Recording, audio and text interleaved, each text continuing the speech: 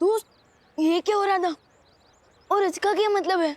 इसका ये मतलब है विवान कि तुम ही वो छुपी शक्ति हो जिससे तमन्ना का अंत होगा।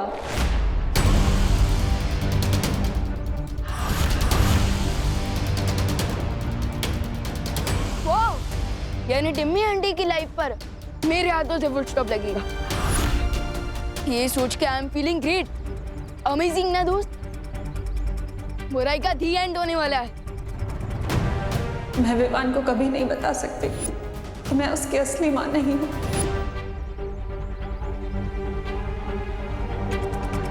क्या हुआ दोस्त, तुम एक्साइटेड नहीं हो क्या? एटलीस्ट एक स्माइल तो दे दो।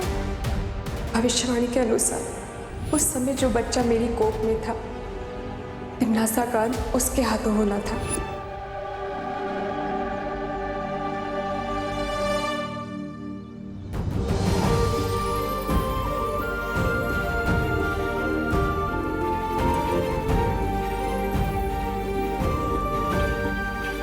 देखा दोस्त, इसे कहते हैं एक्साइटमेंट। हम टीम शैडो है तो सेंचुरी चाहे कोई भी मारे, जीत तो टीम की होती है ना। वैसे अनन्या दीदी, आप इतनी सॉफ्ट हार्टेड कब से हो गई? मैं छुपी शक्ति हूँ ये बात जानकर दोस्त शॉक में है और आप पेन में। बात क्या है टीम? बात यह है विवान कि मैं सिर्फ कहने के लिए ही नहीं, सच में तुम्हारी सगी बहन हूँ।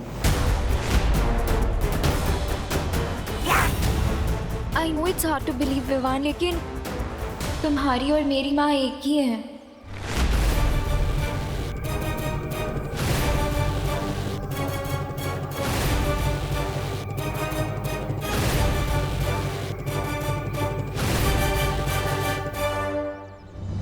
दोस्त, अनन्या दीदी मेरी फिरकी ले रही है क्या? नहीं विवान, यही सच है।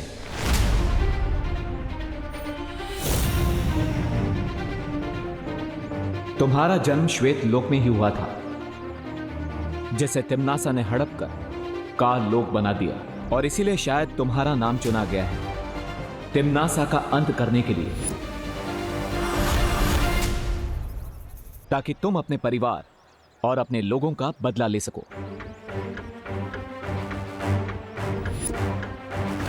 ध्रुव तारे पर हमें जो लेडी मिली थी वो कोई और नहीं, अनन्या की मां है, और वो तुम्हारी भी मां है। जिस डॉक्टर ने उसने आपकी डिलीवरी करवाई थी उनके बारे में कुछ पता चला? वो हॉस्पिटल तो बंद हो गया है अब। और इसीलिए तुम्हारा और अनन्या का सगे भाई बहन का रिश्ता है।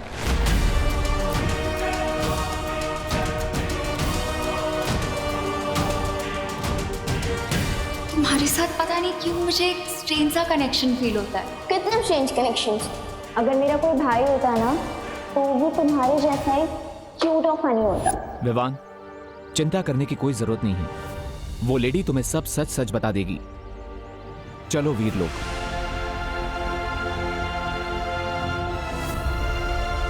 विवान, चलो।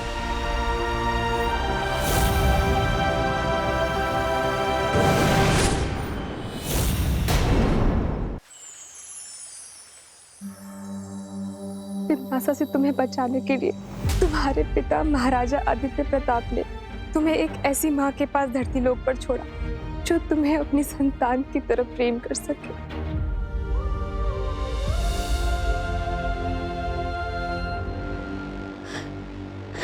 नहीं, यहाँ जरूर कोई मिसअंडरस्टैंडिंग हो रही है। हो सकता है कि वो एरो मिस्टेक से मुझे लग गया हूँ, किसी और के बदले।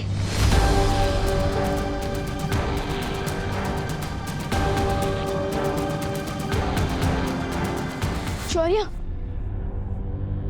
शौर्य, शौर्य, आप तो पूरी यूनिवर्स में देख सकते हैं ना, तो फिर अब इससे पहले क्यों नहीं देख पाए कि मेरी फैमिली कहीं और है? प्लीज प्लीज शौर्य, ये बता दीजिए, ये सच नहीं है।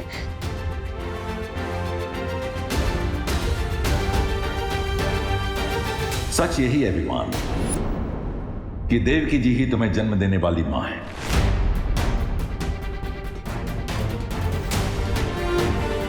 मैं इस बात को पहले इसलिए नहीं देख सका क्योंकि तुम्हारी पहचान को गुप्त रखने के लिए तुम्हारे पिता ने तुम पर एक सुरक्षा कवच डाला था जो उन्हीं के बनाए हुए धनुष बाण से टूटा।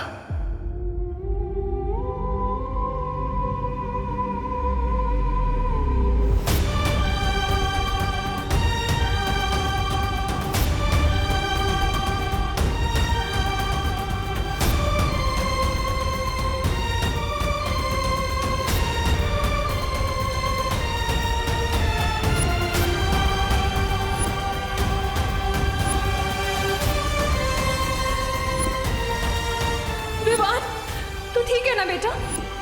नहीं, झूठ है ये, झूठ है ये।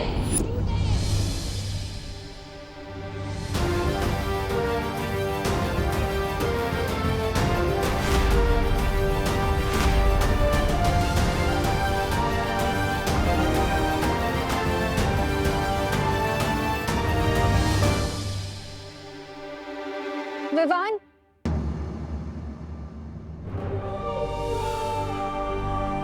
जाने दो अनन्या। विवान को अभी अभी ये सब पता चला है और इसीलिए उसे संभलने के लिए थोड़ा समय चाहिए।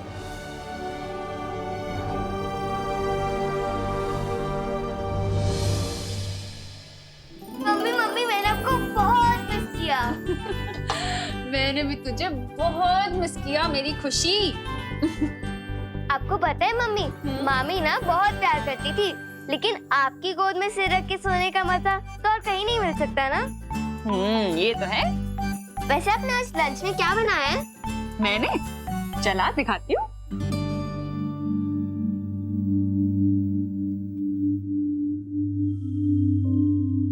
ये देख, थेपले, मटर पनीर और आलू पराठे। ठीक है? अरे क्या हुआ? मुंह क्यों बनाया हुआ है? क्योंकि मैं इतने दिनों बाद मामी के घर से लौटी हूँ और आपने आज भी वही सारी डिशेस बनाई हैं जो विवान की फेवरेट है। अरे लेकिन मटर पनीर तो तुझे पसंद है ना?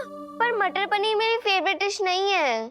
ओहो, अच्छा बता, क्या खाना है तुझे? मैं वही बनाती हूँ। नहीं मम्मी, रहने दीजिए। अब पहले इतना सारा खाना बन चुका है, अब आप और बनाएंगे तो ये सब वेस्ट हो जाएगा ना।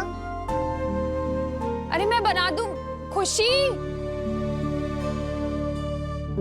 अरे विवान, तू कब आया बेटा? मैं पद्मिनी जी को फोन लगाने ही वाली थी पूछने के लिए कि कहीं तू सुतली के। तेरी आंखों को क्या हुआ? लाल क्यों हो रही है? अरे ऐसे टुकुर टुकुर क्या देख रहा है? बोलना, क्या हुआ? इधर आ। हाँ बता, क्या हुआ आंख में? कुछ नहीं मम्मी, वो बस शायद खेलते खेलते कचरा चला गया होगा। नहीं, कहाँ खेल रहा था ऐसे?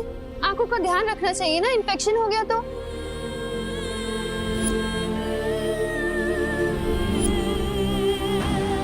सच यही है विमान कि देवकी जी ही तुम्हें जन्म देने वाली माँ है।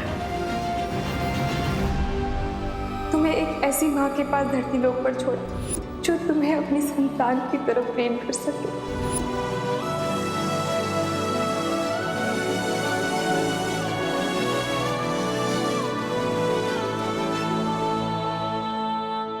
अभी कचरा निकला?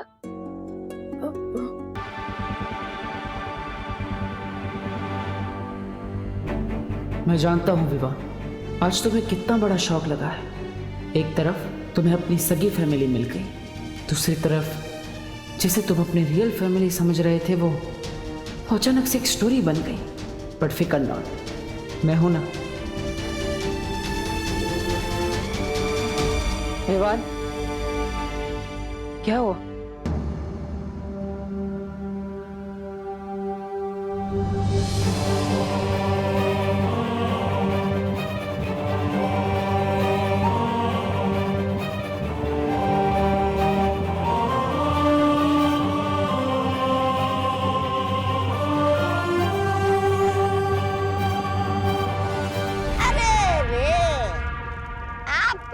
मुसीबतों के बादल फट गए महाराज। फिर नकाबपोश आपके खून का प्यासा बन गया और अब वो छुपी शक्ति भी विवान ही निकला। आपकी चिता में तो आग लगी गई समझो। ये सब मैं नहीं बोल रहा हूँ। तिमनासा, तुम ऐसे ही हाथ पे हाथ रख के बैठी रहोगी और अपनी आंखों के सामने भविष्यवाणी को सच होते हुए देखोगी क्या? भैमार, जो भविष्य की चेतावनियों से डर जाते हैं ना, वो कमजोर होते हैं, और जो नहीं डरते वो ताकतवर। और तिमनासा अपने भाग्य की रचयिता खुद है। अगर ये बात है तो जाओ और कुछ करो। यहाँ बैठकर बड़ी बड़ी बातें करने में अपना समय बर्बाद मत करो, क्योंकि तुम्हारा अंतिम और निर्णायक युद्ध अब शुरू होने वाला है। मेरे ब्रेन में तो बहुत ज्यादा हेडेक हो रहा है। समझ नहीं आ रहा है कि मैं तुम तिमनासा का अंत करने वाले हो, इस बात पर खुश हो जाऊं कि तुम मेरे सगे भाई नहीं हो, इस बात पर दुखी हो जाऊं। देवू भैया, अगर आप बुरा ना माने तो प्लीज मुझे थोड़ी देर के लिए अकेला छोड़ दीजिए। मैं अब इस टॉपिक पर और कोई बात नहीं कर सकता।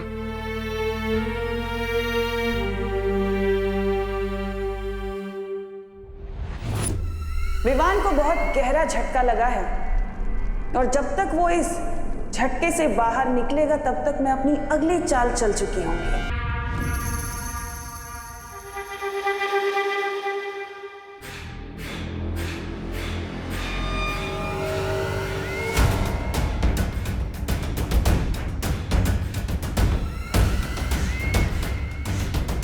ये भी नहीं।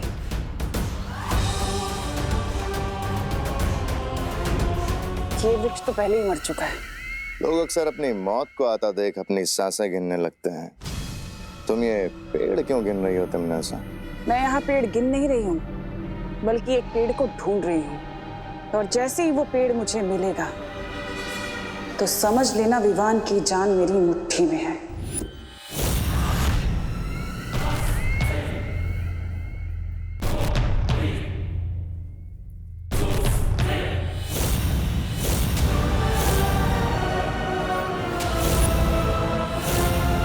इस नन्हे से पेड़ में ऐसी क्या खास बात है तिमनासा? ये जितने पेड़ देख रहे हो ना तुम भैमार, ये सारे पेड़ श्वेत लोक के प्राणियों के आत्म वृक्ष हैं। और इस पेड़ की खासियत ये है कि इस पर विवान का कुल चिन्ह बना हुआ है,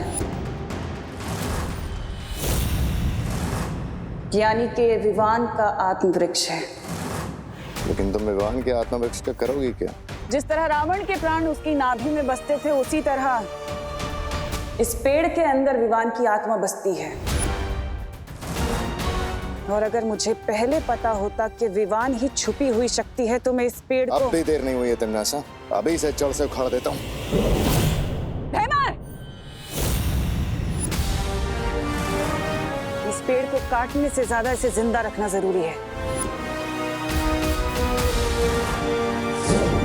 तुम्हारा दिमाग खराब है तिमनासा?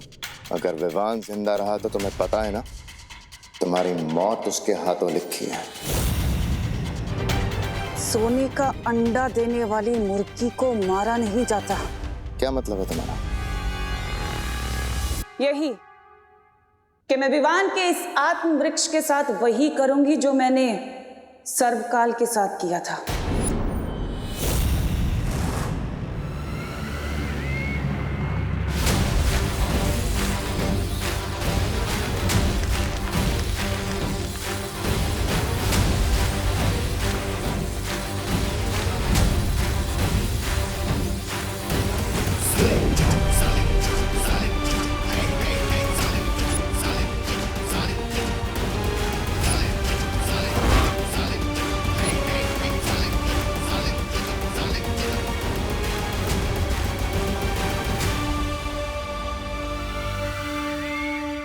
अब इस वृक्ष कीरक का इस्तेमाल करके विवान को अपना गुलाम बनाऊंगी, और फिर उसकी सारी शक्तियां मेरी होंगी।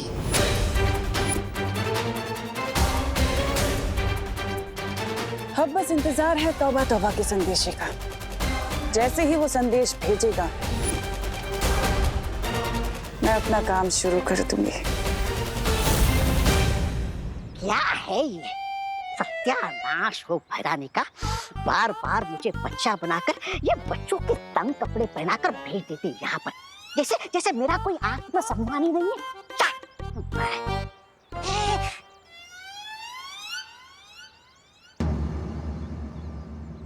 विवान सिर्फ कहने के लिए नहीं, सच में तुम्हारी सगी बहन। सच यही है विवान कि देवकी जी ही तुम्हें जन्म देने वाली मां है। अरे विवान, अगर इसने मुझे देख लिया तो बैठ हारने की वजह से पार्टी देनी पड़ेगी। चिंटू निकल ले।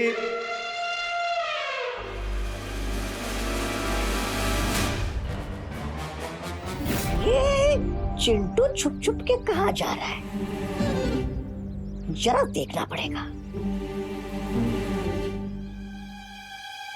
हाय चिंटू। बाय रिंकू। अरे अकेले अकेले हाइड एंड सीक खेल रहे हो?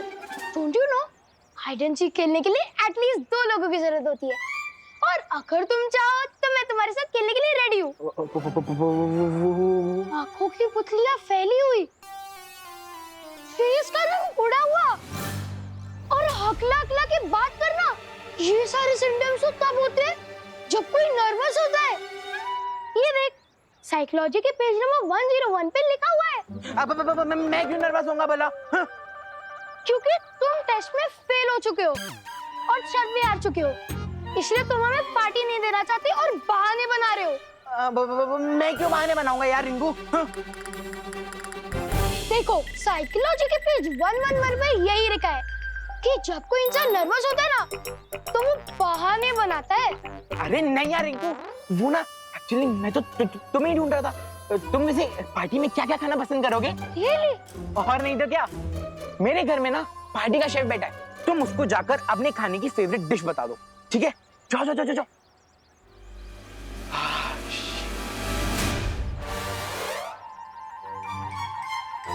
कहाँ जा रहे हो तुम चिंटू? तुम पार्टी देने से नहीं बच सकते। अरे नहीं खुशी, मैं तो तुम्हें ही ढूंढ रहा था। वो क्या है ना, पार्टी का शेफ मेरे घर में बैठा है, तुम उसको जाकर अपनी फेवरेट डिश लिखवा दो, ठीक है? खुशी, पार्टी का शेफ मैं नहीं हूँ, पार्टी का शेफ अंदर है। ये घिसी पीटी ट्रिक ना तुम अपने एग्जाम में चीटिंग करने के लिए बचा के रखो, क्योंकि मैं तुम्हें बिना पार्टी दिए कहीं नहीं भागने दूंगी। चीटर? वहाँ तो कोई नहीं है। अरे वान, देखना चिंटू चीटिंग कर रहा है। आंखें झुकी हुई, बॉडी ढीली सी, और फेस पर शाइन नहीं। साइकोलॉजी के हिसाब से विवान साइलेंट मोड पर चला गया है। पर गया कहाँ है? वो जा गया है ना, तुम दोनों भी वहीं चले जाओ। अरे चिंटू रुक। अरे लॉजिकली सोच, अगर उसे रुकना ही होता तो वो भागता क्यों? देख, अरे साइकोलॉजी बाद में समझाना, अभी चल के चिंटू को रोक।